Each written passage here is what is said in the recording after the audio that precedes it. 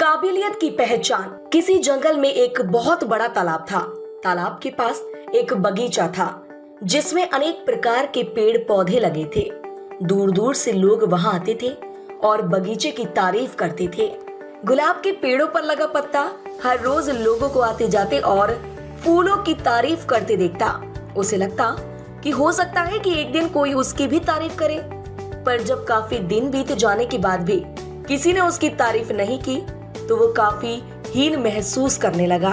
उसके अंदर तरह तरह के विचार आने लगे।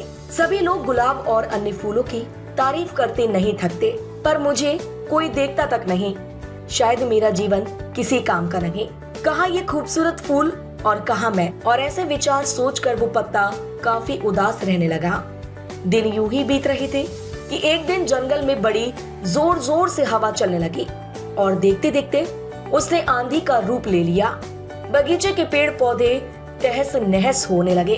देखते देखते सभी फूल जमीन पर गिरकर निढाल हो गए। पत्ता भी अपनी शाखा से अलग हो गया और उड़ते उड़ते तालाब में जा गिरा।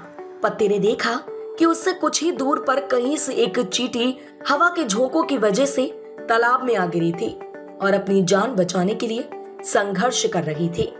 चींटी प्रयास करते करते काफी थक चुकी थी और उसे अपनी मृत्यु तय लग रही थी कि तभी पत्ते ने उसे आवाज दी, घबराओ नहीं, आओ मैं तुम्हारी मदद कर देता हूँ। और ऐसा कहते हुए अपने ऊपर बैठा लिया।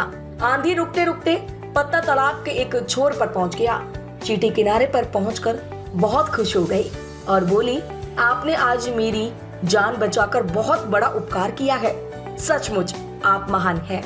आपका बहुत बहुत धन्यवाद। यह सुनकर पत्ता भावुक हो गया और बोला, धन्यवाद तो मुझे करना चाहिए क्योंकि तुम्हारी वजह से आज पहली बार मेरा सामना मेरी काबिलियत से हुआ, जिससे मैं आज तक अनजान था। आज पहली बार मैं अपने जीवन के मकसद और अपनी ताकत को पहचान पाया हूँ।